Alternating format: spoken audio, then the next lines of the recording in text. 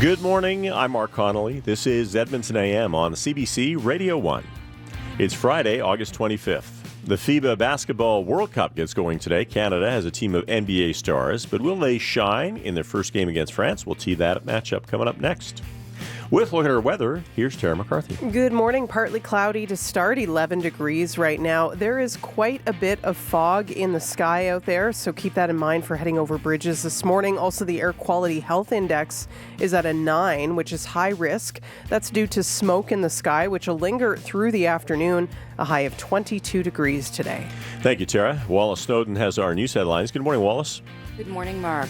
EPCOR is ramping up measures to protect the water supply in case of a major flood, and climate change is creating a sense of urgency. And as crews gain to work the upper hand on wildfires burning in the territories, some northerners are ready to go it on their own. Thanks, Wallace. And Sarah, we'll have an eye on traffic as well today. Yeah, and like I say, that fog is really impacting some people's commutes out there. You'll notice it throughout the city, but it seems to be really expected on any bridges through the city as we normally see. Also, if you are headed on area highways, so off to the east end, we've already heard from a couple of listeners heading out of the Sherwood Park area, and it sounds like heavy fog on the Yellowhead and on the Sherwood Park Freeway. So drive safely. Don't forget to turn on those headlights to light up the taillights as well for other traffic to see you. If you do come across anything, let us know. Call pound 740 with updates or send a text to 587-336-2929. Thank you, Tara. It's 12 minutes after 6. Canada's quest for international hoops bragging rights starts today. The FIBA Men's Basketball World Cup gets underway. This is CBC Edmonton News.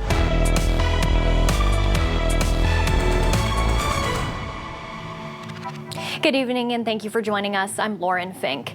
The premiers of Alberta and the Northwest Territories paid a visit to a reception center in Calgary for people who have had to leave the Northwest Territories.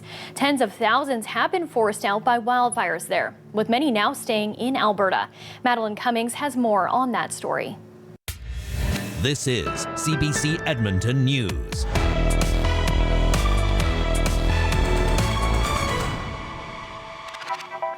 Good evening, and thanks for joining us tonight. I'm Lindsay Warner.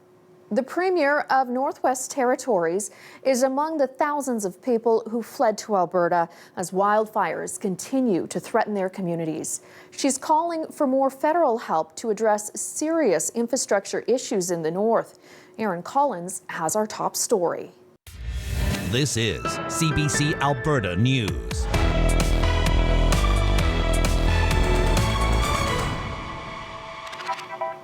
Good evening, and thanks for staying up with us tonight. I'm Lindsay Warner. We continue to track the latest wildfire developments to our north and west tonight. As more evacuation orders are downgraded in British Columbia's southern interior, the desperate fight to protect several communities in the Northwest Territories goes round the clock.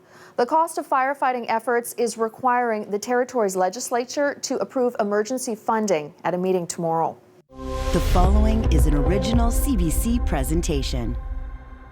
At Snow Valley, I'm Adrienne Lamb, and this is Our Edmonton on CBC.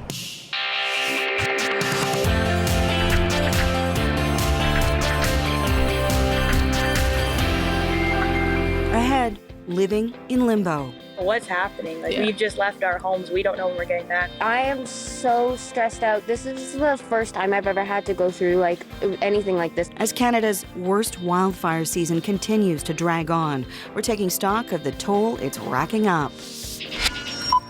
When self-checkout is the only option, we're sharing this Edmonton shopper's story. Mosquito explosion. No, it's not just you. The count is way up in Edmonton this year. We're sharing the numbers to prove it. Finding your roots. We're tagging along with the volunteers of Alberta Ancestors, learning how they're connecting about 100 cemeteries to thousands of people and a website you can search.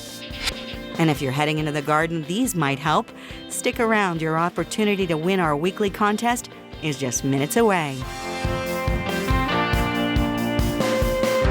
Welcome to Our Edmonton, coming to you this week from the west of our city, where we're spending some time at Snow Valley, a spot known for its skiing in the winter, for things like camping and the aerial park in the summer. And now for music. The entire Edmonton Symphony Orchestra will be here this weekend as part of a concert series. We're going to show you ahead. But first, wildfires have driven thousands of people to shelter in the capital region.